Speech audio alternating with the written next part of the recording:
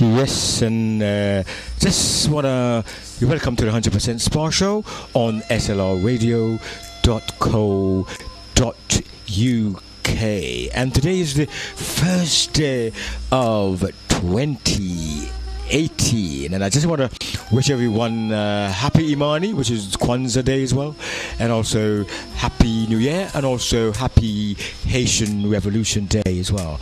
Very significant day in our history. The Toussaint Louverture really overthrew the institution of slavery in Haiti. So just want to join. Glad you can be that you're with us on board today in 2018. It's our first show for the year, and today we've got a lineup for you, powerful lineup indeed. A lot of positive energy in the studio, a lot of dynamic motivational energy in the studio today.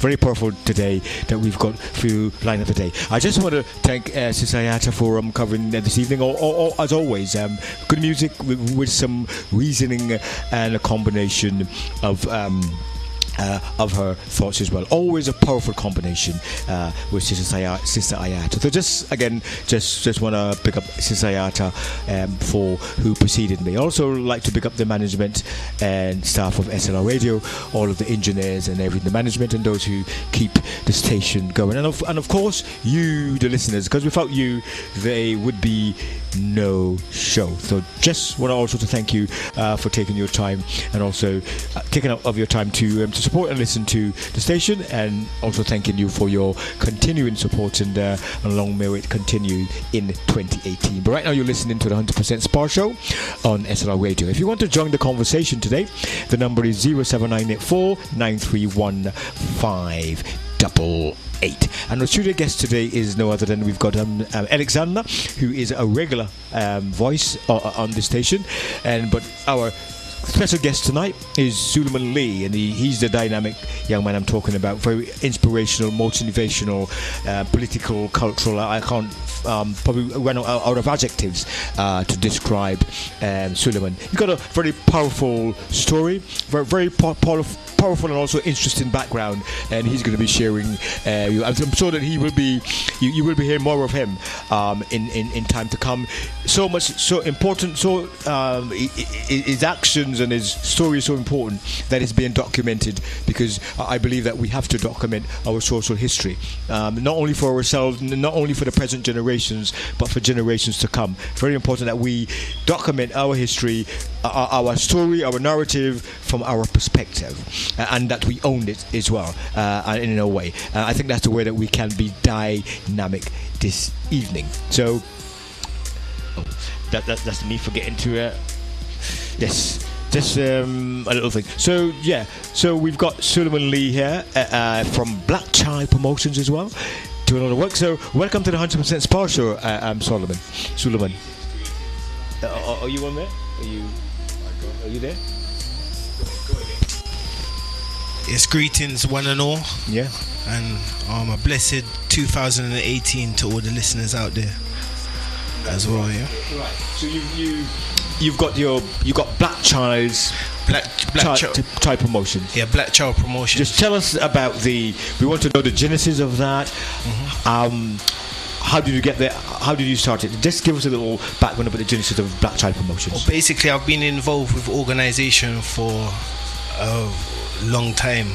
Like, grew up around people like Uncle Pepper Kai, Uncle Minka, Naos as well, and a lot of people like Brother Binny as well from Birmingham. Mm-hmm. And in 2002 we went to NGO conference, non-governmental organizational conference, which was a follow-up conference to a conference that took place in Durban, South Africa, and it was basically addressing racism, and it was an international conference. Then there was a follow-up conference in Barbados, which was an NGO conference where delegations came from all over the world to address the issue of reparations.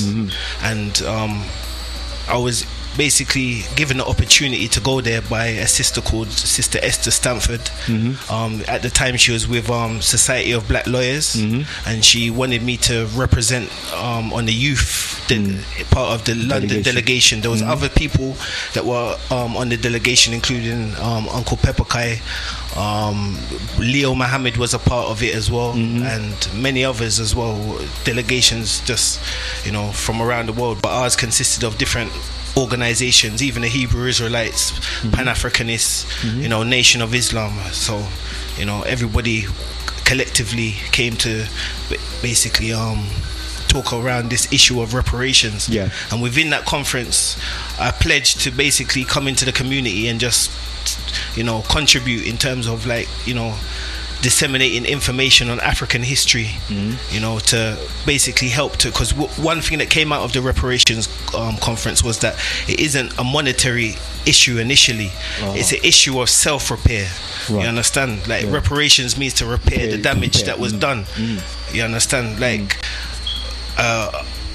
re-evaluation of who we are as a people. As Muta Baruka said, slavery was an interruption of African history. Initially, we had our own civilizations, as we know, and we are the original people on the earth. But within the media and you know what's promoted out there, you would think it's the opposite. You understand what I'm saying? It's just negative vibes that they're spreading about our people.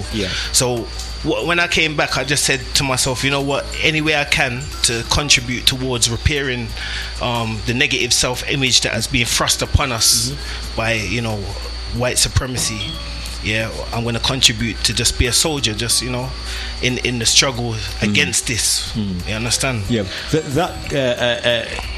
Getting back to the black child, what is it?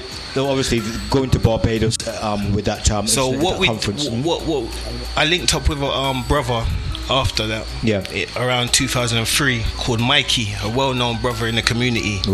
And at the time he had groundings in Seven Sisters Market, and I was a university student at the time, and he allowed me to come and work in the shop within the market. And, you know, he used to have educational DVDs, you know, posters, other cultural items that the community could purchase. So he basically, one day he said, go out on Ward's Corner, which is a historical corner. I'm not the first to be there. There's other brothers that have been there since the 90s, even the 80s. You understand? So I first was introduced to the corner late 2003, early 2004. And from there, I was on the corner disseminating information via DVDs, you know, Asha Kwesi, Professor Barashango, Dr. John Henrik Clark, Dr. Yosef Ben, just many greats, Ivan Van Sertima, Dr. Sheikh Anta Diop, Khalid Mohammed, and so the line goes on and on. So a lot of people came every week to come and purchase their DVDs from us. So one of the backlashes of us being out there was that we used to have you know, we used to be targeted by trading standards, and also the police. That the camera always used to be on us. There's a camera by Seven Sisters that always used to be on us because they saw large groups of black people congregating, and it kind of made them nervous, kind of thing, you know.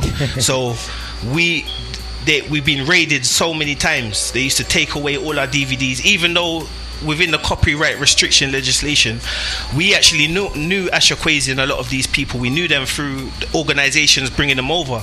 So they wouldn't be in favor of us, you know, being arrested for promoting their material. So we tried to explain this to the police.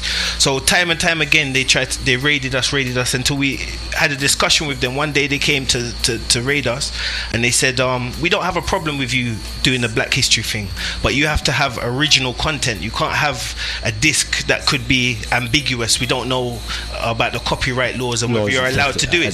So then I hooked up with Uncle Pepper Kai, which I've been working for him for years anyway, but I decided to completely come off of the DVDs and go into books instead, and just use the platform that I have, like going from place to place, from Tottenham initially, which is the home base, to places like Peckham, Wembley Market, Brixton, Croydon. Like we've been all over London actually, and we do it manually as well, you know. We just wrap up boxes, you know, like they do in Africa and the Caribbean. We go on public transport with whatever goods we have. So basically we took that format and then applied it to the books. So we stopped doing DVDs completely because of the copyright legislation, and then started disseminating information through the books, because most of the people we have on DVD, Uncle Pepper had the book anyway. So we had, you know, foundational knowledge on the authors. Yes. So that's what format we use to disseminate information. And this is the birth of the Black Chives publications. Black Chives. Quite an interesting name. How did you derive that name in terms of calling the Black Chives promotion? Well, what is that? One of my uncles, around 2005, came from America, from Brooklyn, and he basically saw what I was doing, and we, you know, got close. He's, you know, one of my uncles. His name is Lasana. He used to be with Amiga and you know, do a lot of work in the community and stuff. So Lasana, also known as Uncle Michael, he came there, saw what I was doing with the DVDs, and basically created a shop, an initial shop in northwest London, and all of us together, another ras called Uhuru and another brother called Jack King as well, who had a shop in the same complex as as my Uncle Michael's shop as well. They came up with an image of a young black child sitting on a colonial helmet, basically taking a number 2 inside, and symbolizing taking a number 2 in the colonial helmet. And the colonial helmet represents white supremacy, it represents oppression, it represents all of the negative things. So we use that concept as basically a strong logo to say, you know, of what we represent is anti-oppression, you know, and trying to, you know, in a humorous way, but also a very serious way at the same time. You know, create a logo that represents what we're out here trying to do, dispel the myths, you know. Right. And how has that journey been for you, in terms of because obviously you started out with the DVDs, and then there was a little situation there with the police trying to interrupt what you're doing, and you decided you didn't give up, you decided to switch and go somewhere. How was the journey since that switch? How was the journey for you? Well, the journey, you know what the journey was, that because I've been in Tottenham doing it since I was 2003, 2004. I was 19 years old. Right. So a lot of people from different places knew what I was doing already. So when I came with the books, like in 2015, and switched up from the DVDs, it was like, you should have done this years ago, kind of thing. They were like, like a lot of people in Tottenham, like it's a place where there's a lot of educated people, a lot of, as I say, autonomous thinkers, free thinking people. So a lot of them already have a lot of knowledge, and love the DVDs, but they love the books even more, because it was like, remember, the original bookshop was Head Start on West Green Road, and because of, you know, problems from the Babylon, as we know, that they always trying to shut down black bookshops. They're not there no more. So obviously it's the same link through Uncle Pepper Kai. They were like, oh, black books again, kind of thing. You understand? So it was very positive. That's a very interesting question, because you know that with so-called modernity and technology, lots of people are more looking at you've got the YouTube videos, and you've got, you know, there's so many different things now. You got Kindle and different things, but you stuck with the original concept of books. Why did you? Do you know why? Because, you know, the one thing that you can never beat is people have been trading and bartering and setting up tables for years. And the original will always supersede the modern. So even though you can get things on e-book and different things from middle, people love the personal service. You understand? Especially us as a people, we prefer we love that personal service. So when you can see the book tangible, why would you go online when you see? That's why we go to even places like Oxford Circus. So it's a human element. There's that human element of interaction, and also there's a lot of people that don't have the money to buy the books or the DVDs or back in the day or whatever, but it was a place of congregation as well. There was another brother called the Angry Black Man that I didn't have time to go into. He had a thing called the Black People's Learning Group that he used to come on the corner with Black Child Promotions, and it used to be an arena where we used to talk about politics, talk about life, talk about history, and all, just a manner of different things, you understand? And it's not just about the buying and it's not just about people purchasing. It's about that personal service that you give them. You understand? And as you said, the human interaction. So that's what always will beat the internet and everything. That as more things get technological, you know, people are missing the especially connoisseurs in black history and people that take interest in those type of things. It will never beat the tangible book in their face. You understand? Yeah. In terms of you call it the black child, which is, you explain the concept and the symbolism surrounding that, because what's very prevalent today, as you all aware, is the challenges that young black people face, particularly in countries dominated by Europeans. It seems to make and Arabs also, and Arabs as well. It seems to make life a little bit sticky for us now. How is your promotions targeting those particular, because we need to those young minds in particular to navigate. Well, I'm gonna be real with you. I'm gonna be entirely real. Is that the best way you can do anything? Right. Is it's better to do something than nothing at all. Right. We have to create milestones. Yes. We have to create, not instead of taking large steps. Yes, you take and falling short. You take little steps. Yep. And each step you try and get stronger and stronger and stronger. So within that concept, a lot of people throughout the years that have seen me on the corner, they're like, this guy's on the road, but he's doing something positive. You understand? So a lot of the brothers, or even within Brixton as well, with the incident that happened and took place up there, when they saw about 100 police coming to arrest us and persecute us for just material, for books, you understand? But other people disseminating things about religion and so forth can be out there. Another filth as well. Exactly. But we as Garveyites and as Rasta can't be out there disseminating books about our history. So a lot of them saw, these brothers are like, they're serious about what they do. And also the fact that we went back after what happened in Brixton and still went there after the council tried to offer us like a deal to try and admit to certain things and they'll give us a permanent spot, and we decided not to go with that and just go back on the spot to show a form of direct action. You understand? So we have to realize that there's a lot of brothers under pressure out there, that the system, because of austerity and those type of things, it puts the pressure on the proletariat and the people that don't have a lot of money. So when society, in a capitalist society, is always telling you about, you have to have this and this expectation, even within New Year's, but by this time I have to have this, and they set certain expectations for you.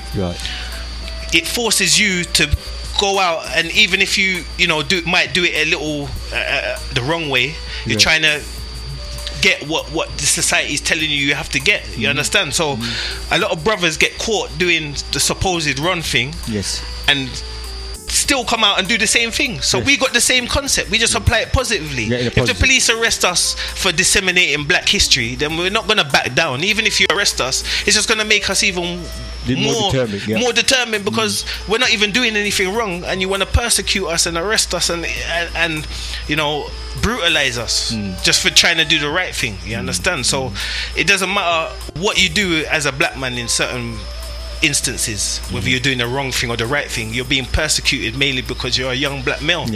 Now you're doing a lot of fantastic work in terms of the information, because I'm pretty much a information man myself.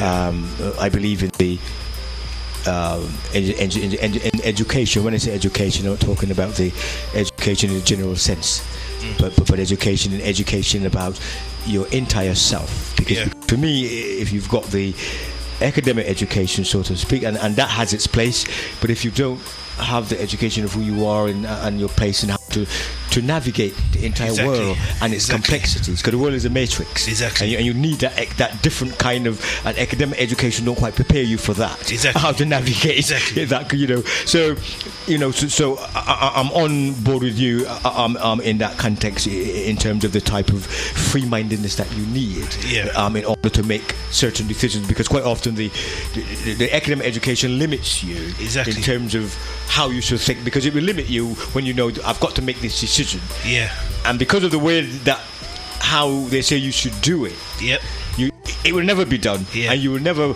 breach that Yeah. action because you're thinking, I have to do it in this way because that's the way that my mind has been organized and trained to react or to respond in The this way. biggest peer pressure doesn't come from your fellow person; it comes from the media. Well, it and does.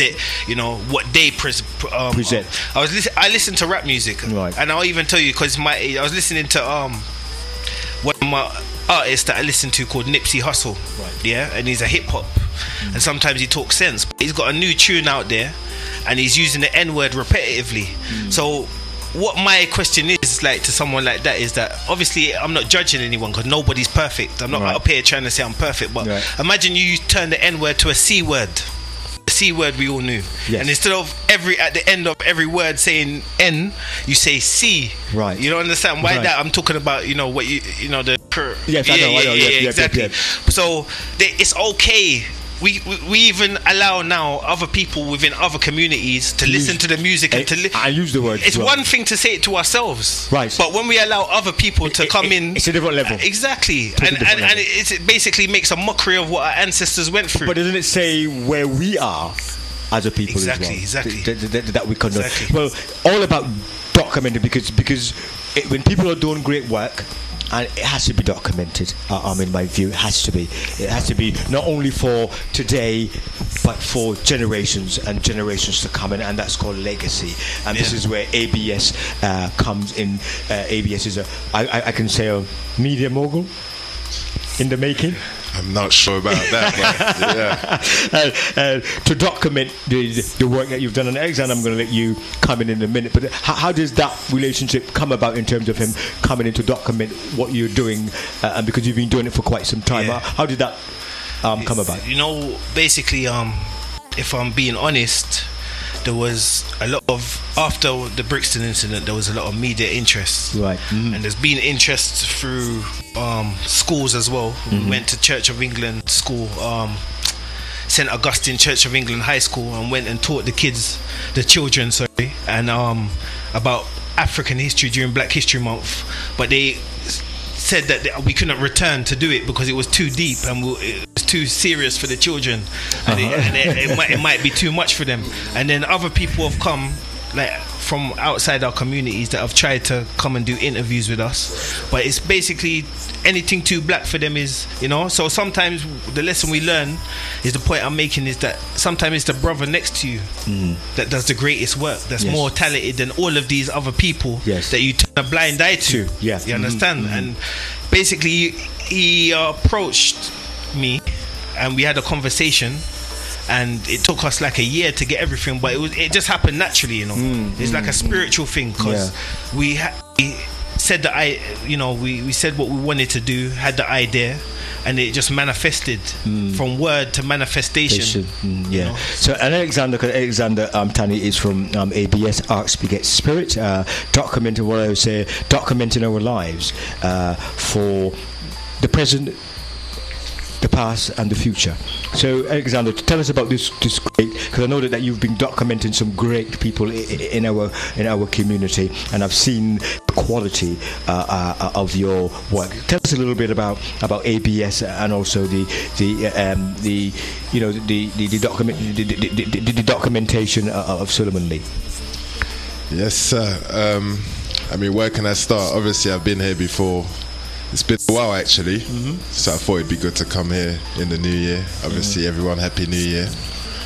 But ABS, as you know, James, was mainly started as a resistance movement, in terms of all the things that we spoke about now, in terms of trying to create an interconnected network of like-minded people, and putting action before word, really. Do you know what I'm saying? Just trying to see, obviously a lot of times when people talk about revolution and all the things that's needed, people always have extensive discussions about things. Do you know what I'm saying? And you can get lost in the theory a lot of the time. Do you know what I'm saying? And you can get lost in the conversation. And obviously we all come up, we all go through our youth and we get older or whatnot, and the passion, not that the passion dies, but the passion takes on a different form. part of being progressive is once you acquire the knowledge, you have to manifest the knowledge, you have to apply the knowledge, right?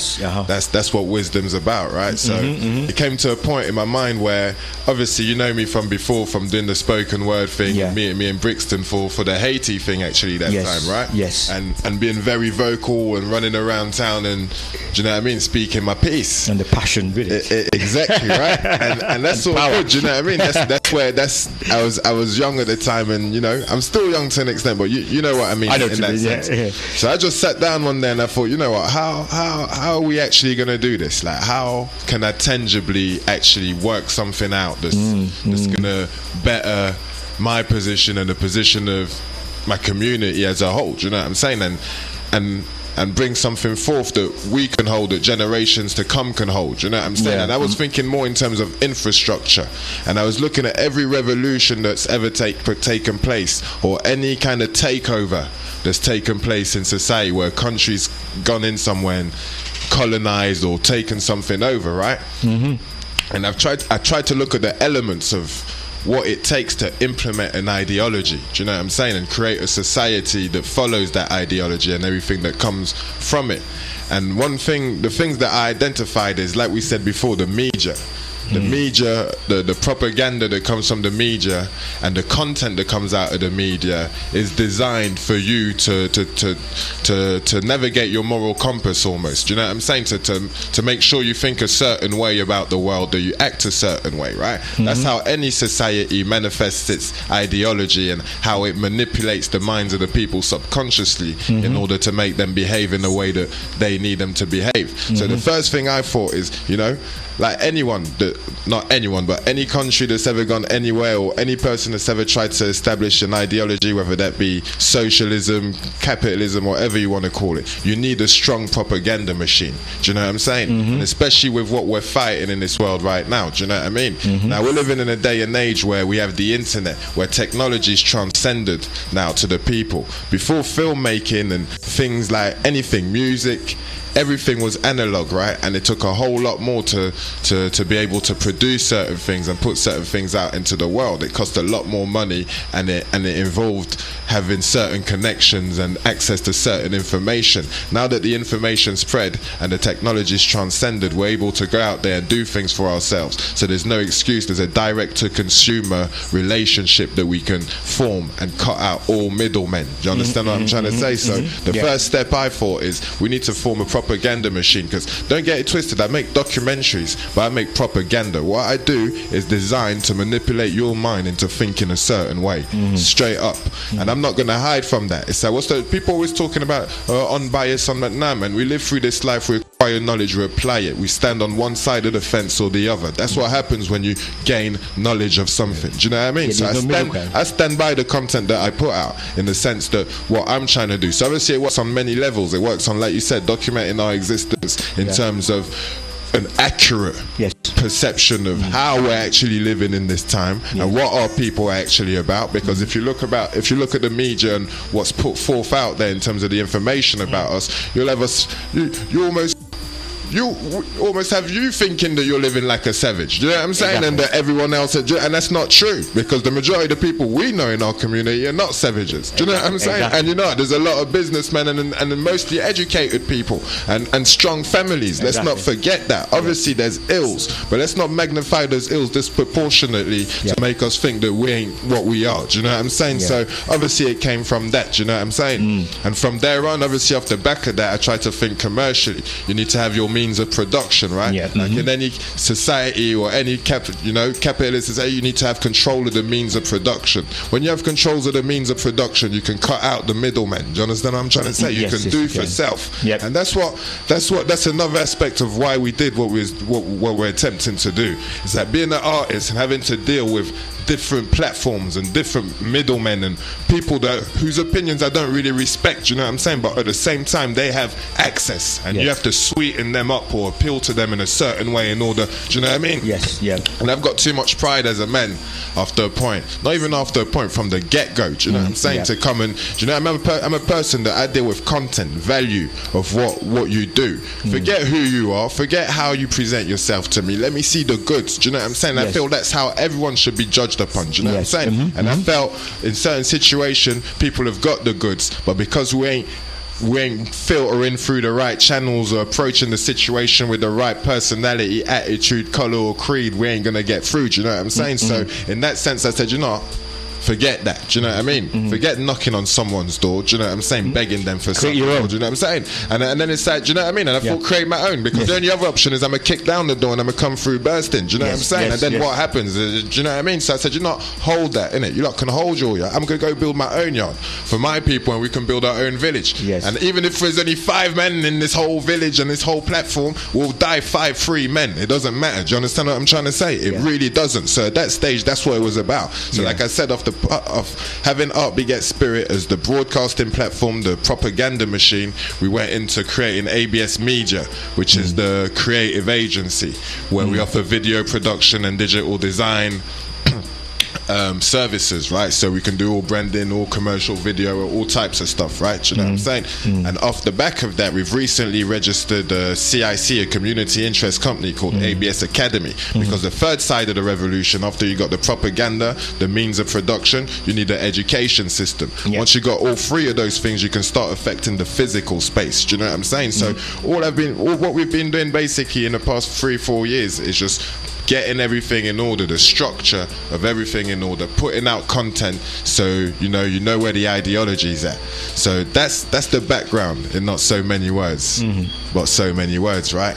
But bringing it back to why we're here today and Sulaiman and Black Child Promotions, I'm not sure if Saul remembers, but obviously having lived in Tottenham for years, most of my life, anyone that's from this area knows the corner, right? And knows the brothers and the works they do. Do you understand what I'm trying to say? So doing what I'm doing and walking past these boys every other day nearly, it was always on my mind, all right, once I got my thing straight with what I'm doing at the moment, I'm going to approach this man and we're gonna see if we can get something sorted, right?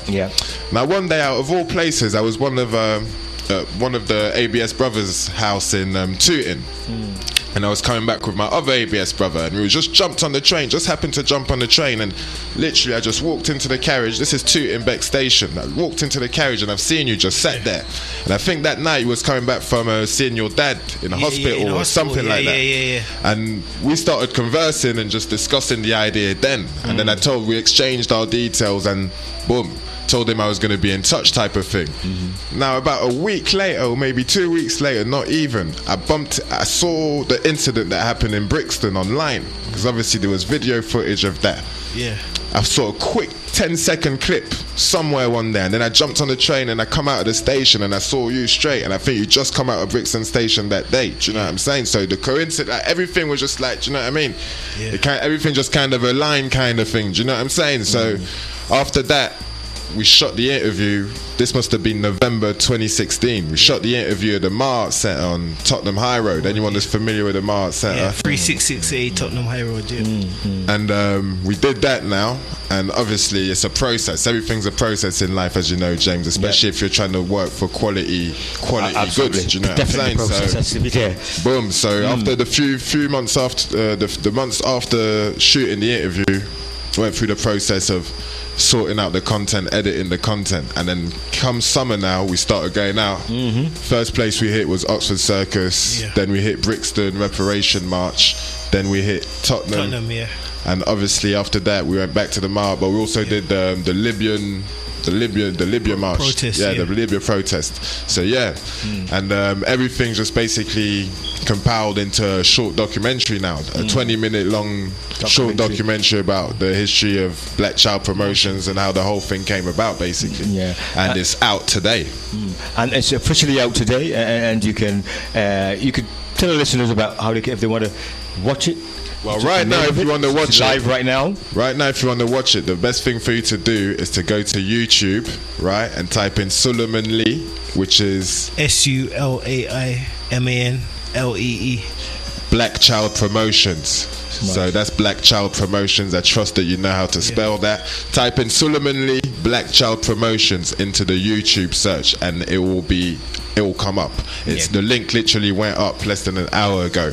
But from tomorrow onwards, you can find that on the Black Child Promotions page on Facebook and all other Black Child Promotions website. Yeah. And we'll be circulating that now, because as well, I mean, from the spiritual aspect of what we do, right? It's like, it doesn't matter who sees what we do. It doesn't matter. It's a conversation between ourselves and the higher powers that be, right? As long as the Most High knows, we know. Do you understand what I'm trying to say? And vice versa. Do you understand what I'm trying to get to? So I've always been like I said, just putting my thing out there, and whatever it is whatever it becomes. Do you understand what I'm trying to say? I'm not a man that usually goes around pushing things in people's faces like that, because I hate this type of society that we live in as well, where we've been denied the journey of discovery. Do you understand what I'm saying? It's like digital. Do you know what I mean? Not to go off subject, I remember a time when I used to go HMV, spend 2 hours in there looking through every album and buying things that I didn't even know who it was. Do you know what I'm saying? Just because the album cover looked dope, and then I'd go. Do you know what I'm saying? We've been denied of that. So I hate putting things in people's faces like that. But what I'm gonna tell you now is that's changed, isn't it? This is propaganda we're pushing now. Do you understand what I'm saying? This is real truth we're pushing now. Do you know what I'm saying? So not only watch it, if you like it, spread it. Do you understand? Because the amount of negative content that's out there in this world, about our people is disgraceful, and the only way we can fight it is about sharing positivity, right? Not no sensationalism, real truth. Do you understand? So share it. Do you understand? And we're going to work our hardest on our side to make sure it gets to as many people as possible as well. Yes, you're listening to the 100% Spa Show on slrradio.co.uk, and tonight I have some powerful guests tonight. I have Sulaiman Lee of the Black Child promotion, who his story, his narrative is now being has been documented by ABS, Art Begets Spirit, and we also have Theo in the studio, a regular contributor to the 100% Spa Show. If you want to become part of the conversation tonight, you can join the conversation. If you have any questions for our studio guests, the number is 07984 931 588, or you can drop us an email at sparshow100, the number 100 at gmail.com.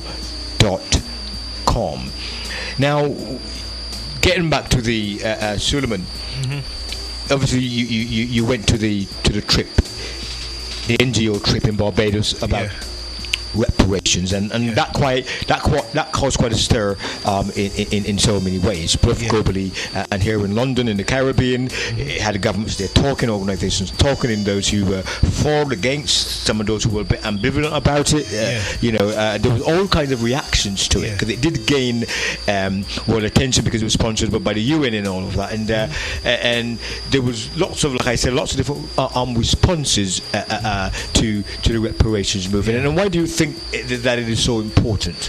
I think it's important. Firstly, I have to say, one of the things that happened at the reparations conference was that the London delegation was a very powerful delegation, full of a lot of powerful people, orators and serious thinkers. And an historic move was taken on the 3rd or 4th day. It was a week conference, but even sooner than that, all non-Africans would be expelled from the meeting. All non-Africans would have to be expelled from the meeting, because they don't invite us into their meetings. So by the same token, we need to be able to, before we start reaching out to other people, we need to galvanize ourselves, and connect with ourselves. So a decision was taken, which was led by the London delegation, to let all non-Africans, Caucasians, everybody come out of the meeting. So it was in the newspapers and everything. That's one of the main things. I kind of saw it, Sam. It became the news of the conference. It was like, I saw it here, the reaction here. These people just kicked the non-Africans out of them. It was a big thing. So I remember the thing. So having that experience, and I was about 18 at the time, it was very exciting to me, because I never really saw that before. I'm always used to seeing African people excluded from things. You understand? So the fact that we had the power to make that decision, whether you want to agree with this decision or not, it was a powerful statement basically at that time. So to me, that showed that, if we unify, just like as I said before, that it's about milestones. It's better to do something than nothing at all. If you consider the ants, the army ants, that all work together, in order to build together. You understand? We have to apply that same concept to ourselves. You know, everybody has their different position to play. You understand? Everybody has different skills. Everybody has different, skills to bring to the table. So we have to know about this human resource element and be able to work together to, solve our own problems and come up with our own solutions, as opposed to other people telling us what to do. Now, what was just getting back to that conference again? What I know you said it kind of solidifies your ideas in terms of what you need to do and what your response should be once you get back to London, and that was translated into the Black Child Promotions. What was it like for yourself, even being there at such a conference? It was one of the best as a young person. It was one of the best experiences of my life.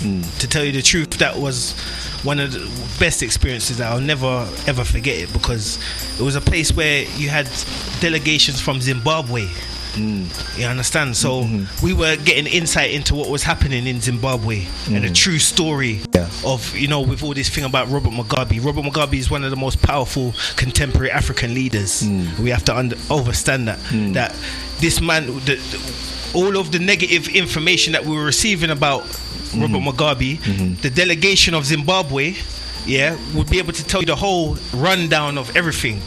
And then, the brothers with the police brutality at the time that was happening in America, they could come and give you the personal experiences of what was going on in the field.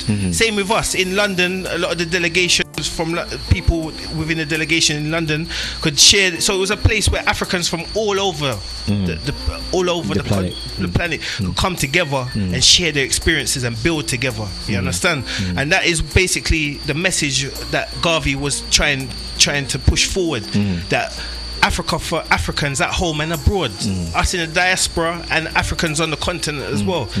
Just like there's a United States of Africa, of America, there needs to be a United States of Africa. And let me be clear, I'm not talking about continentalism, which where non-Africans that live on the continent are part of this Pan-Africanist move. It has to be Africans, black indigenous Africans, and that includes North Africa as well, because we're the originals up there as well. Just because you see it dominated by other people there now, the Arabs. Exactly. Even there's a book that I'll recommend to everybody called The Destruction of Black Civilization by Chancellor Williams, where he even talks about places like Palestine as well, that it was a black civilization. Even if you go to the wing finks of Darius in the places like Susa there, Iran, and all of these places are African civilization, ancient African civilization, but we're not taught this. So the more we build together and the more we pull our resources together, people, the scholars, people working on the ground, even you yourselves at the radio stations, we need to create, as my brother just said, we need to create our own platforms, because there's so much negative that's going on. Absolutely. And we've got quite a battle ahead, I would say. But like you said, Sulaiman, that you have to start somewhere. And you're both starting from somewhere. You've got your Black Child Promotion. Alexander's got his ABS.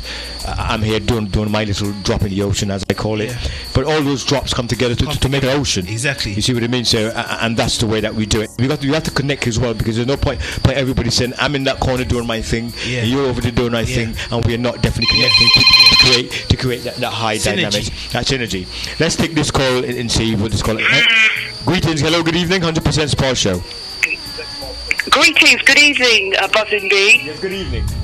It's Empress here. Yes, good evening. What's your contribution this evening? Well, I just thought I'd say Happy New Year, first of all, Buzzing B. Yeah, thank you very much. In fact, I should say, actually, first of all, Happy Imani Kwanzaa Day. Happy Imani Kwanzaa Day to you as well. Thank you very much. And to that is extended to your guests in the studio with you. Okay. I've been listening very carefully to the contributions, and the only thing I want to make at this point as I continue to listen is that in light of what was mentioned about of Robert Mugabe, who I've got total respect for, one of the lessons I sincerely hope that the black community in general, not just here in the UK, but in Africa itself, has got to learn is to make the baton change at the right time.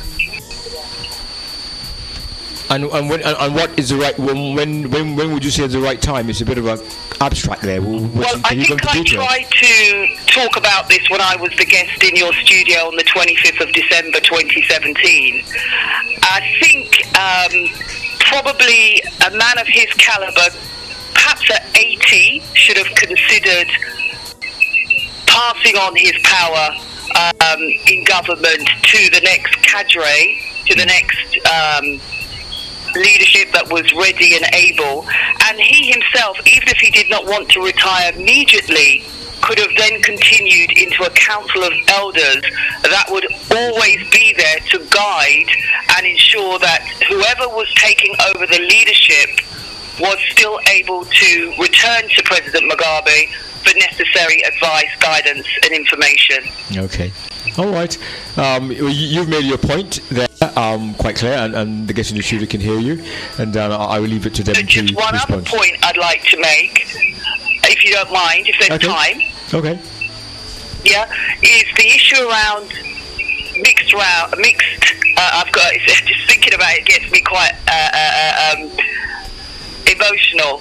Is the fact that you can have certain black, quote-unquote, conscious people who I think, at least publicly, are wise enough not to say so, will refer to people like myself as mulatto. Now, as I've said already, and I've written this, mulatto is a racist word. And to hear a black, conscious African man, an elder, refer to people like myself as mulattoes, because he didn't make a qualification and say, oh, there's a difference between a mulatto and a mixed African, who I've actually heard Brother Leader Bandaka make quite clear, in fact not even use the word mulatto, but go so far as to say on public radio, mixed Africans have a right to claim Africa if they so wish. And I should imagine, knowing the Garveyite he is, he's referring to them having a Garveyite consciousness and be fully versed and read in what the Garveyite program was. Because frankly, I've reached the point now where I'm not going to tolerate people like myself be insulted and be referred to as a mulatto. Okay. It's a learning curve, but I encourage your guests, even if they haven't thought about it, to consider the likes of the contribution of Bob Marley and other notables who I could go on and name. Frederick Douglass springs to mind immediately also. Right. That deserve the respect as black people. Okay. Thank you. Thank you very much for your contribution, caller. Thank you very much. That's 444 making some pretty good points there about the need also for African leaders and those in the black community to have, I think, what you would call succession planning, but and passing the baton on. But I'm always mindful of when that baton is being pressured by the West to suit the designs of the West. I'm always quite have a little show a little indifference to the way some Africans respond to that situation, but not going anywhere.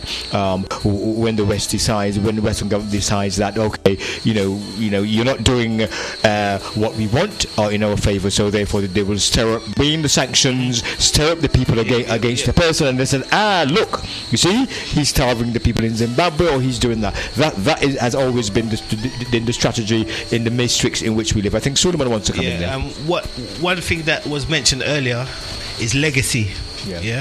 Legacy is very important, and we can't determine how, we can't let other people determine how we see, because if you read books on Zimbabwe and this whole situation over there, you'll find that Robert Mugabe, one of the early guerrillas and revolutionaries, went through 10 years in prison by the colonial government, and his rest in peace, his son passed away while he was in prison, and he wasn't allowed out to even say goodbye to his son. They even tried to castrate him while he was in prison as well. A lot of people don't know. And he actually escaped from prison and conducted a revolution against Cecil Rhodes and the colonial government.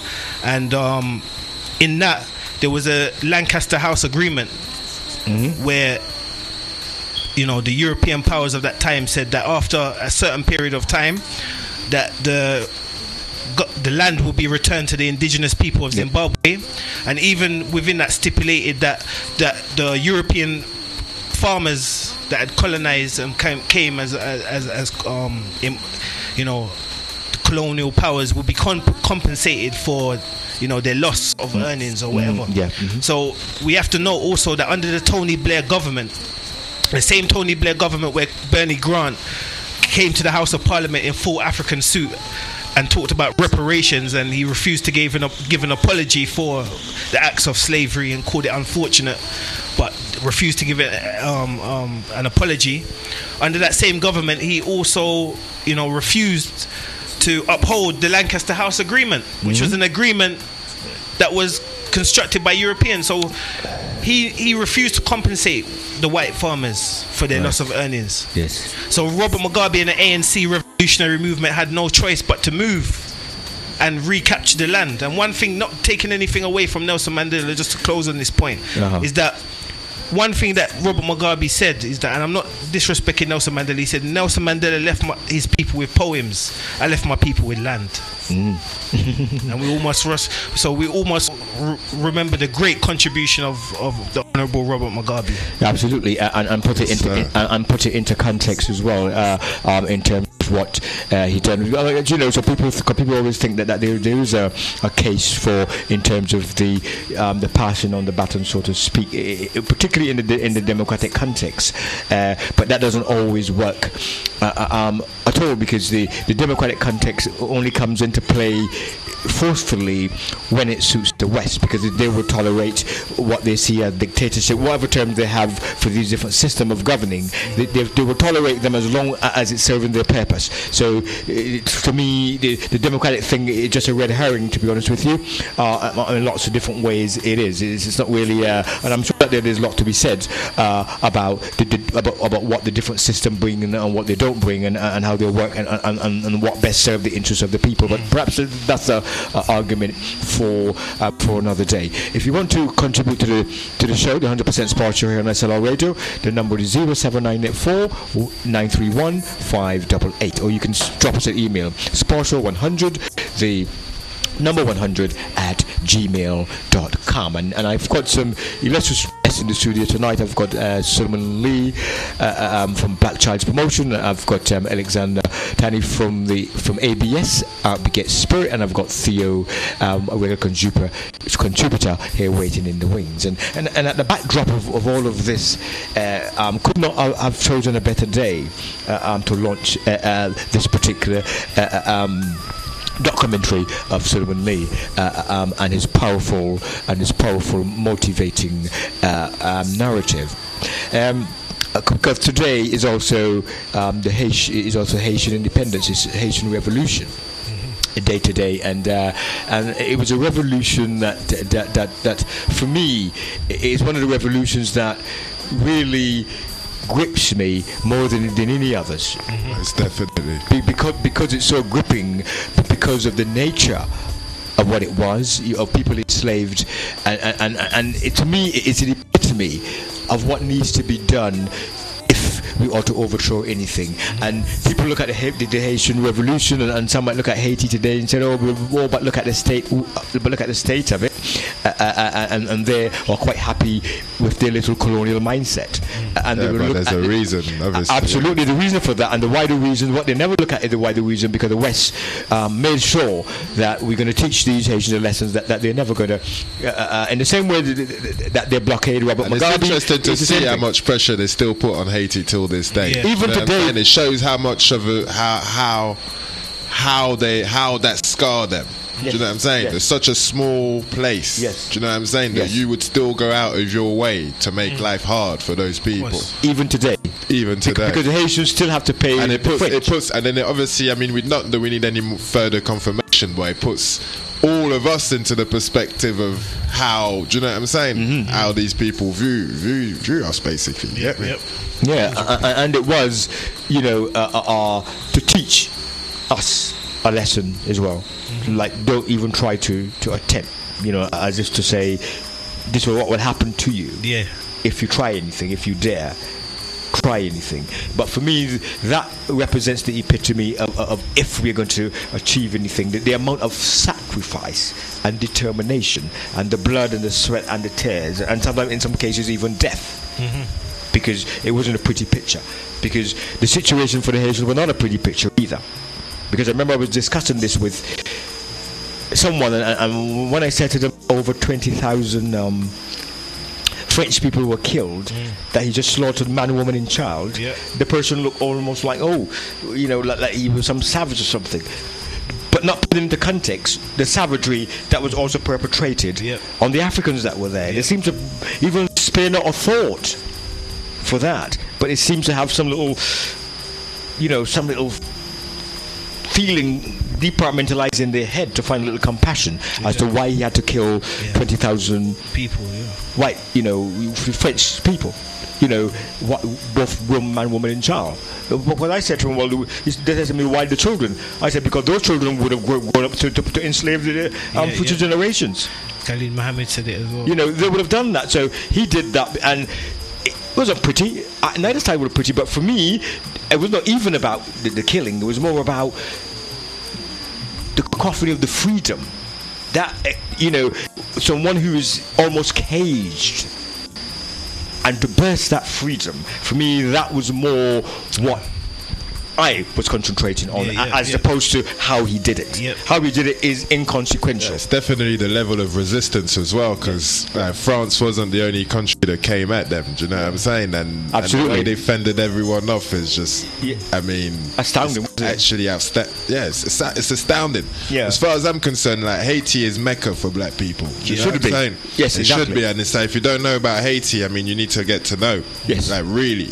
Do you know what I'm saying? Because Toussaint Louverture, Jean-Jacques Delassine, and all them brothers and sisters, what they did was monumental in establishing the first black independent state in this here modern Babylon. Do you know what I'm saying? And that's something that's never been done again. Do you know what I'm saying? It's also worth noting as well that there's a book as well called The Irritated Genie that breaks down the Haitian Revolution that I would recommend to everyone to get as well. And we also must remember that the Dominican Republic is the same landmass as Haiti as well. But if you notice, as I said, coming back to this whole white supremacist thing, is that a lot of the people in Dominican Republic are scared to identify with the African roots. One thing that we must commend Haiti for is identifying from the start with their African traditions. Absolutely. That might scare other people, but they embrace it. And that's where their strength lies. You understand? So, as part of the same landmass, the Dominican Republic, there's a lesson to be learned there about decolonizing the African mind. Because for our brothers that are over there that are Africans, because of the Western powers and the colonial powers, a lot of them don't accept themselves. They see themselves as Latinos, and that needs to be challenged as well. Talking about the tenacity and the drive and the organizational capacity with the Haitian Revolution. It took 12 years, 4 months, 1 week and 4 days from the conception to the actual completion of it. So it just shows you the amount of work. 12 years that it started. It didn't happen in a day. It was 12 years of organizing the people. 12 years that it took to really, from 1791 up to 1804. And as I said, loads of superpowers. The Americans went, the British went, they all came, and they were all repelled. They were always, the Spanish came, got repelled. Really got repelled. Alexander, you were going to come in there. No, just to obviously I wasn't even going to comment really. I was just saying also just the politics of what's involved as well, because it's one thing, it's a great lesson even just economically. It's very interesting because what do you do when you're in a place that economically relies on the plantations that are there, because it was the strongest the most productive absolutely most productive island, at the time. Was it? Yeah, the average slave that I heard at the time. Yeah, I heard the average slave there lasted no more than 2 years. You know what I'm saying? And I think that's part of the reason why they were able to rebel. They still had memory of where they were from, and it wasn't a generational thing so much that was going on there. I think also just the politics. It's interesting because obviously it's one thing to repel the oppressor. Do you know what I'm saying? But then where do you go from there now when you try to rebuild? You then have to take control of the plantations that are there, because that's the only resources that are available. But then how do you tell someone to go back to work on that plantation to make it work that was once upon a time a slave on that very same plantation? And then if you can't do that, then where are you economically going to grow? Do you know what I'm saying? In order to sustain yourself as a people. Do you know what I'm saying? And then obviously, you know, the pressures and then the debt that France placed on them. So during them 12 years, I don't know too much about the Haitian Revolution, but from what I've understood, like the politics inside as well, do you know what I'm saying? Between some people still almost wanting to be in slavery, do you know what I'm saying? Yes, from the ones that were probably not on the plantation, so to speak, do you know what I'm saying? And the divisions in the social classes and the different thoughts. So it's one thing being able to rebel. It's one thing being able to get away from the oppressor, but then what do you do to sustain and then become, you know, successful? Do you know what I'm saying? And grow, because it's ultimately about growth, right? Do you know what I mean? And that's where the real work begins. That's where the real work begins. Now, Phil, you've been waiting quietly in the wings, and you've been hearing all. No. You see, I'm having a brilliant evening so far, listening to these two young. But I've just been enthralled the whole time, so I don't mind really, you know, being silent and taking a back seat this evening, because you know me, I'm always running my mouth. But coming on this now, you see, picking up on what Alexander said there, the politics, of course, is intricately tied to the economics, and obviously, when those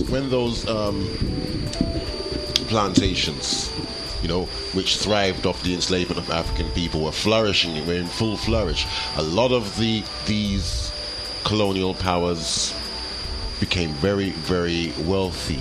You know, if you remember, we had during last year we had some presentations by Paul Crooks when he wrote his book about his ancestor from Ghana and everything, and he covered this area quite incisively. So obviously the reason why they've turned around here is because, you see, once that source of revenue, once that source of wealth was fundamentally cut off, you see, one, they had to, or more or less, make compensations to those who were losing out. And obviously they're not going to take that lying down, and then they want, what they always do is similar to what happens nowadays in corporations. You see, they always have a thing which they call externalizing their costs.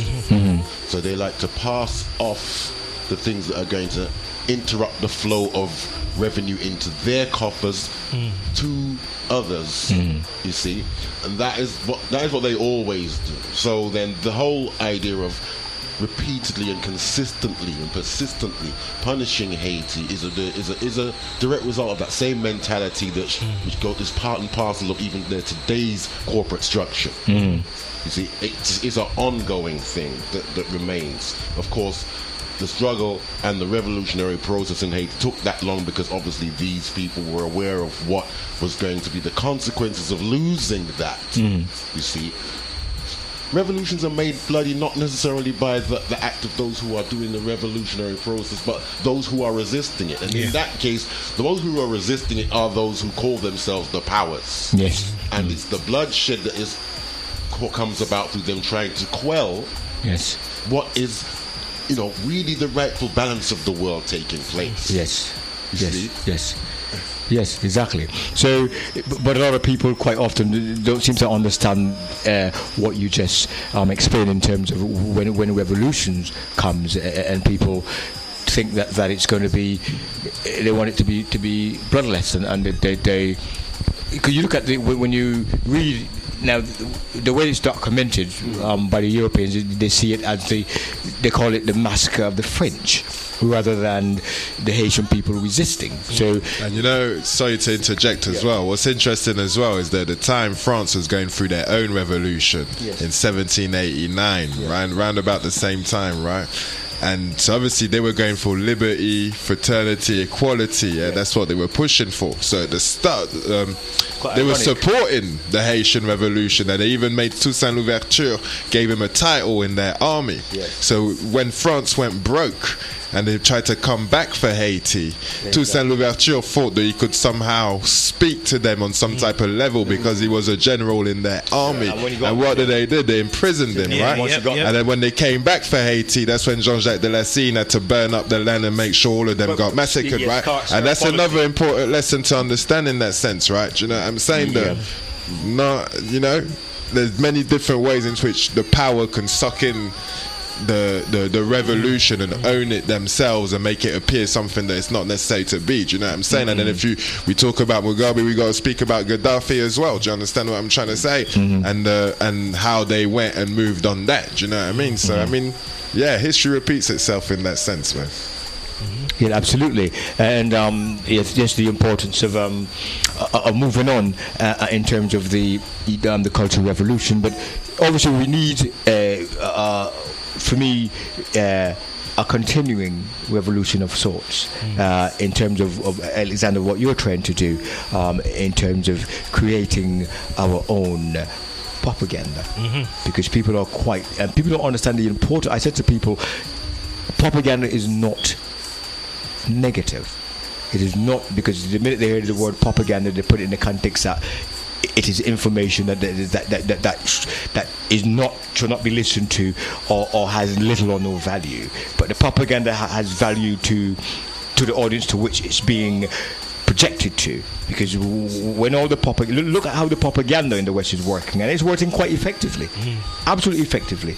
But put it this way, any knowledge you have comes through some form of propaganda. Point blank, because someone had the ability to tap in to the things in your being that make you persuaded. You understand what I'm trying to say? So when you have the ability to manipulate speech in a way that can manipulate mind, that's propaganda. Do you know what I mean? You didn't know the earth was round until someone told you the earth was round. And why did you believe them? Because they were able to come to you with a type of speech and information that convinced you of that fact. You can't double check that for yourself, and that's like anything we know in life. Do you understand what I'm trying to say? Any information we acquire in that sense can be deemed as information that has been forced up on you in a biased way. Do you understand what I'm trying to say? So it is what it is. This word propaganda, obviously, in terms of, like I said, when people go places and try to manipulate people's minds for them to think a certain way, it's basically because they want them to, do you know what I'm saying? They want them to make them feel that certain way. So that's what it is. We're dealing with and that's one thing that, as I said, was very powerful about the Haitian community, is that where most of us, we hear traditional African, religions as something negative, but yet still we take our children to go and see Harry Potter, and they're doing magic and all that, and we see that as good. But when we hear about the way that Haiti used to use the voodoo, we say, oh, that's evil, devil and evil. So what makes the white, when Europeans do it, you go and take them to the movies. Again, it's propaganda. Exactly. So that's why I wanted to follow up on that point. Is that that's one thing that the Haitians are unbreakable. Is that despite all of the negativity that's been put out about traditional African religion and faiths and spirituality, they still used it as a form of that was instrumental within their revolution. It was very instrumental. And that's the first time. People that know already know. So do you know what I'm saying? It's like the information you already know. But for people, it's the people that don't know whose minds. And that's the thing. If you've got strong knowledge of self, you can't be easily swayed like that. Do you understand what I'm trying to say?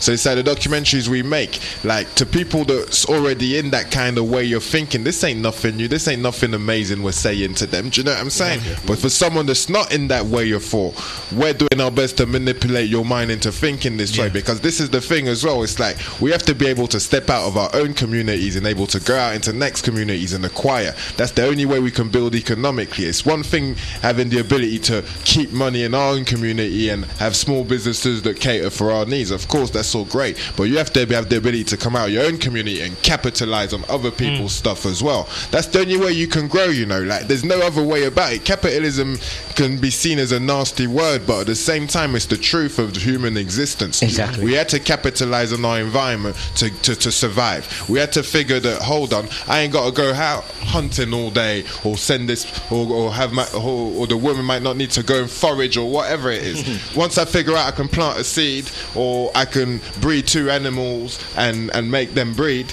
then land becomes important. Do you know what I mean? Locality, where I am. And once I understand those elements, I'm going to go and try and create that for myself. And obviously land then becomes scarce because some places are more adherent to having cattle on there or having trees, or do you understand what I'm saying? So before you know it, all the good land's gone, and then other people now have to come on your land and you have to make it. And do you know what I'm saying? That's capitalism. So what I'm basically trying to say to you, obviously when that feeling goes uncontrolled, it saturates, and then it gets to where we are now. Do you know what I'm saying? The badness of it, the evil of it. Do you understand? But it's like anything else in life, it's about balance. You have to understand these human instincts that make you behave some one way. You have to understand the positives and the negatives of it, and you have to be able to rein it in to bring out the positive of it. But basically what I'm trying to say is we have to be able to go into other communities and capitalize on them. And if the truth for the black man is the truth for the world, we should be able to promote this to whoever. And they should be able to embrace that and hold that as truth, because it's intrinsic regardless of opinion. And that's what I feel the way we communicate our propaganda and our documentaries is done in such a way that it's undeniable. And it's not because we're manipulating that way, although we are to an extent, to anyone who knows about editing, but it's because of the fact that the subjects that we're dealing with in the first place are real truthful subject. Sulaiman is a real truthful person. That's why that's all you're gonna get, unless you choose to manipulate him any other way. So when I'm editing Sulaiman, I'm editing him up. I'm only cleaning the truth up. Do you know what I mean? I'm only tidying, do you know what I mean? And putting it into context. I don't need to fabricate nothing, because I wouldn't deal with Sulaiman if I needed to fabricate something. That's not what it's about. Do you understand what I'm trying to say? Yeah, absolutely. In that same sense, the propaganda has more power because it's truth, even though I call it propaganda. The only reason I call it propaganda is because I don't want to. I'm not. It's because I'm conscious of, obviously truths aren't absolute. Even though I'll come out and tell you this is the truth, this is absolute. Do you know what I'm saying? This is undeniable. But I'll just say it's propaganda, innit? Because in terms of my truth might not be the truth of the world, although I'm ready to vouch for my truth being the truth of the world. Do you understand what I'm trying to say? But to you it might be propaganda. Yeah, we'll come in there. No, I'm good. I was just gonna say the reason why. Well, you kind of answered it. I was always gonna kind of preempt you and say I think you used the word propaganda because what you aim for is to present truth. Whether someone actually accepts that as your truth as being theirs is another matter, which you just said. But you see, what I think is important about what both of these brothers are doing here is that it's very important in what you notice is that, you see, if you sit down and you watch BBC or CNN and blah blah blah, and they will call that the news. So the language is important in terms of who is being referred to. You see, so when the West are broadcasting and disseminating their propaganda, it's the news. And if someone who they're opposed to is disseminating their information, it becomes propaganda. So there's this negative association that's attached to it, which means it applies to people who are on this side of the argument and not to these. But when the brother comes in and says, listen, he applies it generally across the board, it's propaganda. Everyone's a propagandist. Every author, that's the guy Derek Jensen that wrote, don't know if you ever heard about Endgame, about the death urge of civilization, basically. This is a European brother. But he just begins by saying, he presents about 3 different accounts of the attack on the World Trade Center in New York. One from a American journalist, from European, and then from the Islamic world. And each of those, the leads of those articles all read differently, depending on the perspective they are coming from and their worldviews and everything. So what's important about what these brothers are doing is that, yes, I identify what Alexander's talking about and what the brother's talking about is taking back the socialization and learning processes. Those have to be taken back because when you accept the definition of who you are, like you see the differentiation between how the Haitians view themselves and those in the Dominican Republic is about the reality you accept about yourself. You see, and once that has fundamentally been corrupted, and and there's a discontinuity within the cultural kind of program, that is always going to be a problem, and that's always going to affect your approach to how you deal with not just yourselves but with others. Yeah, true. Yes. And that makes what the brothers are talking about absolutely vitally important. And one thing I would like to add as well, saying that we're Black Child Promotions, we also provide books for young children as well, from 1 up to the teens. And just to follow on from that point, is that sometimes it's easy to build strong children to repair broken adults. Absolutely. You understand? So the way we see children, I know some brothers who have educated their children with homeschooling and taught them about their history and so forth and everything, and they've gone to the school and talked about certain points about African history in a civil and cordial manner, and still being reprimanded, saying that you're teaching the children hatred just for expressing their truth.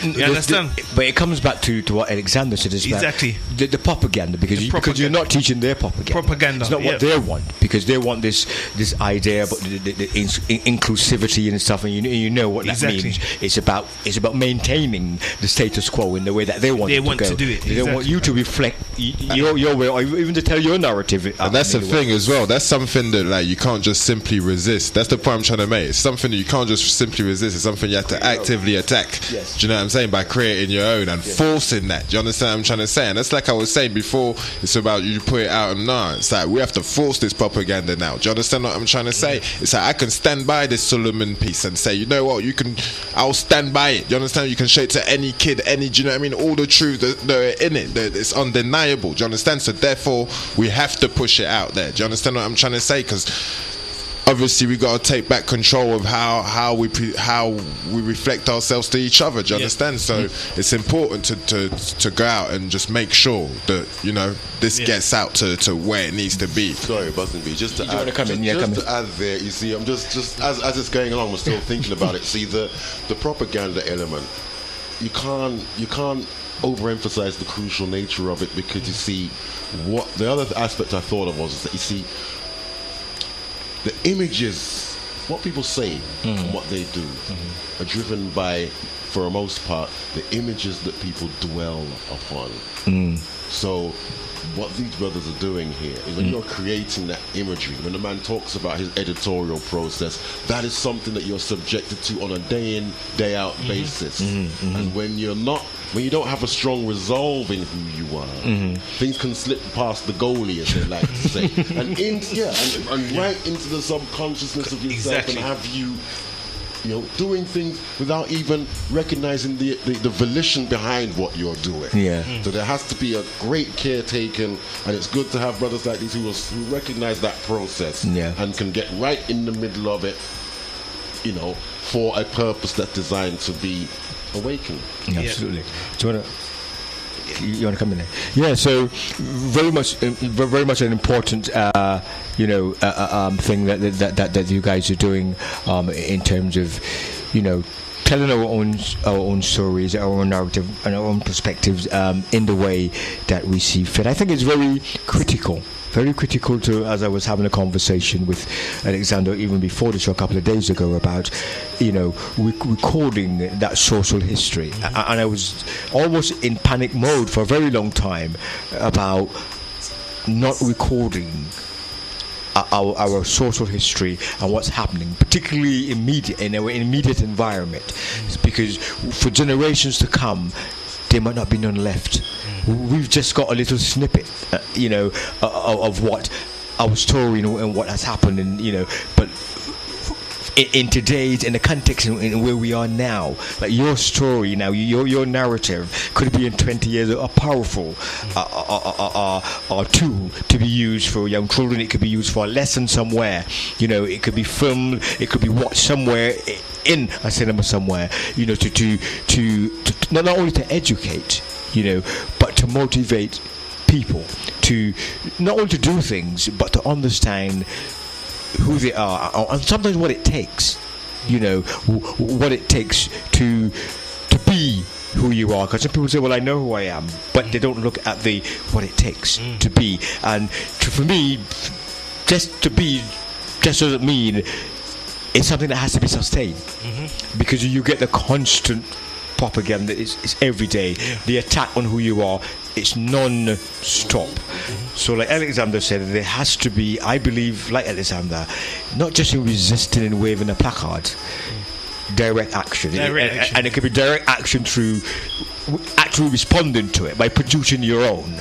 The opposite side, and say, here's the other side of the story. But people have to recognize it's a constant battle. I know, that's constant. Sorry to cut you there, James, but that's another reason as well why we chose to do this piece on Black Child Promotions, because it's the element of direct action. Do you know what I mean? It's not covered up in any fluffy type of speech. It's not about style and fashion and trying to have some type of status quo and being seen to be the person that knows the thing. And do you know what I'm saying? It's about brothers literally setting up on the street wherever they want and disseminating information that is going to better their people, regardless of what's against them. Do you know what I mean? And when you're around these brothers, do you know what I'm saying? When you're in their space and in that field of energy, you can't help but to feel what that is. Do you understand what I'm saying? It's just love. It's just pure love. Do you understand what I'm saying? And anyone that comes around that table, whoever they are that come out the matrix, that's all they're going to feel when they come around them. Do you know what I'm saying? And that's why it was important to document this. Other than just the fact of, it's nice to document our times. Nah, the editorial process goes deeper than that. You know what I'm saying? It's about documenting people. It's an experience. That's the thing about ABS. We're about freedom of creativity, self-sustainability, and independence. And everyone we document has to reflect that. Do you understand? In some way. And that's what they have to be about. Not say that they're about, what they're intrinsically about. And that's the thing. We live, you know how it is. We all know about these events where everyone goes to and everyone talks about what we need to do. And people keep talking about what we need to do like certain guys ain't out here been doing it from day. Do you understand what I'm trying to say? You don't realize that you lot in this event, the only reason you ain't doing it is because you're at this event and you're chatting and you keep going to these events and chatting about what we need to do. And I'm seeing grown men quarrel like they're 5-year-olds trying to demonstrate to each other how much more knowledge one's got better than the other. Meanwhile, man's on the road letting off books that's going to benefit your child's life. Do you know what I'm saying? And benefit you if you didn't already know. Do you understand what I'm saying? So let's cut the BS and let's get straight to the point. Do you know what I mean? People keep trying to deal with like the symptoms. I'm trying to get to the tumor and rip that out. Do you understand? And so anyone that I see that's on that level has to be. It's beyond whether. Do you know what I'm saying? It's beyond whether they appeal to me in any kind of it's the respect level of I see what you're doing here. It's my duty now to come and show the world that in how it has to be shown. Do you understand what I'm saying? And it's like you said before, a lot of people will just want to come and sensationalize it. Do you know what I mean? Or jump in or on the Brixton situation or whatever it might have been. It's like, people have, there's backgrounds to stories. Do you understand? And that's what real journalism is about. It's about research. Do you understand? Journalists aren't researchers no more. They're just sensationalists. Do you know what I'm saying? Because we live in a world where it's all about aesthetic, people are trying to push their celebrity constantly. Do you understand what I'm saying? And then it's like, well, where's the content? I can sit through an hour-long news piece and still be none the wiser of what's going on in the place that you're showing me, because you're showing me no real information here. Who are you? Where are you from anyway? Do you know what I mean? There was a time where journalists were academics first, researchers first, and their findings happened to be the journalism. Do you know what I'm saying? Absolutely. But here it's just whoever's saying whatever, giving it to you in a 2-3 minute context because your mind can't handle anything more because it's fast food. Forget that. If you can't sit through a 20-minute monologue, we ain't chatting to you. Until you're ready to do that, you're gonna have to digest it in the way that we want you to digest it in. This is a full meal, free course. This ain't something you're just gonna dip in, dip out, and this is nutritional. So like I said, go onto YouTube, Sulaiman Lee, Sulaiman Lee, Black Child Promotions. The link went up an hour ago. ABS, Art Begets Spirit. Absolutely, and check it out. So just to show, as comes in, time goes really quickly when you're discussing something serious matters all the little time we've got. But I just want you to, Sulaiman, to just your final thoughts. What's next for Black Child Promotion? Just share your final thoughts with us. Just to follow up as well what Brother Anthony said, that we've had some real, moments out there in the community. Like, for example, one day, just when we were in Brixton last year, sometimes some of the brothers come out from day release from Brixton prison. And I remember this one particular brother, because a lot of them read while they're, incarcerated. And this one particular brother come to the table. He says, "Bro, I'm not really the best reader, but I've always been interested in African history and black history, and I want to know more. Is there any books that you can recommend to me?" You understand? This guy has never been to an event. He doesn't say Hotep. He doesn't. You understand? He's not your. So what we're saying is that we're trying to reach out to people who aren't necessarily, in the conscious community, as it were, as you see it. Yeah. You understand? There's a lot of people that are social analysts on different levels. Yes. That are interested in history and culture, but because of the way that it's viewed, because sometimes by the same token we'll see someone in full African regalia that will walk past the books like, yes, I have this one, I have that, I have this, but it's not about what you have, it's about sharing. If you have it, share it with me, recommend. You understand what I'm saying? It's not this isn't a competition. It's about each one playing their position and synergy between us. You understand? Because education, they say in England here and across the world, is lifelong learning. The day you stop learning is the day you perish. So nobody knows it all. So it's about each one teach one, and that's all we're just trying to do is share information, learn as well as share information. You understand? Because I've learned from today as well, through the elders here and through Anthony and through Converse. You understand? Because we can read, but after we read, we have to articulate and try and make sense of what we read. Absolutely. And, these type of things. So we endeavour to carry on this type of work. Me myself as well. I'm gone back to university. I'm currently studying again. So I'm always trying to learn, because the day, as the day that you know everything is the day the world stops. Exactly. So on that note, just want to thank you, Sulaiman. Just wish you guys all the best. I shall be promoting this particular documentary. It's a very powerful documentary. I've seen it already. Very powerful indeed. Just very captivating. You have to just sometimes watch it more than once to get the full. Make sure you go watch that. To get the full essence of it. So I shall be continuing to push it. So Theo, just want to thank you again. You want to say your final? Well, listen, you know what? I've had a brilliant time listening to these young brothers and everything that they've said. I'd just like to underscore all of that. All the very emphatic points being made about the whole iron sharpens iron information flow, the whole idea of reclaiming our own images. And being careful about what we concentrate and dwell on, and of course being supportive, as the brother Alexander said, sharing these kind of things and not just looking at it, not just hoarding your information to kind of grandstand in a kind of in a kind of conscious environment to kind of let people know that you just know stuff. It's more or less about, like you said, it's about the application of what you understand. That's what real knowledge actually is. And then, of course, if you can apply that, then you have to take it to some specific purpose, which is what these brothers are doing. Wonderful. Yeah, absolutely brilliant work there. So just want you to go to YouTube and type it in. Take some time to Sulaiman Lee, Black Child Promotions. Sulaiman Lee, Black Child Promotions. Yes, you need to type that in. Yeah, just to share that more than type it. If you like it, share it. Share it. I know, share it. Share it on your Facebook. Share it on your WhatsApp groups. Just keep sharing, because we need this. This is going to be big. It's important that we not only document what's happening in our community, but also to share our narrative and create our own propaganda, create our own paradigm, our own view of the world. I'm gonna play a song from my featured artist today was Baby Soul. very jazzy, soulful baby soul. A person who I meet, she's from the Congo, and beautiful voice indeed, beautiful rendition. I mean, a beautiful personality as well, beautiful energy. They're very good performer as well, and I'm gonna play a track by her before we end the show. It's gonna be the track I'm gonna play is it's called Plain. So I'm going to just play a track from our featured artist today. I just want to just greet a few people.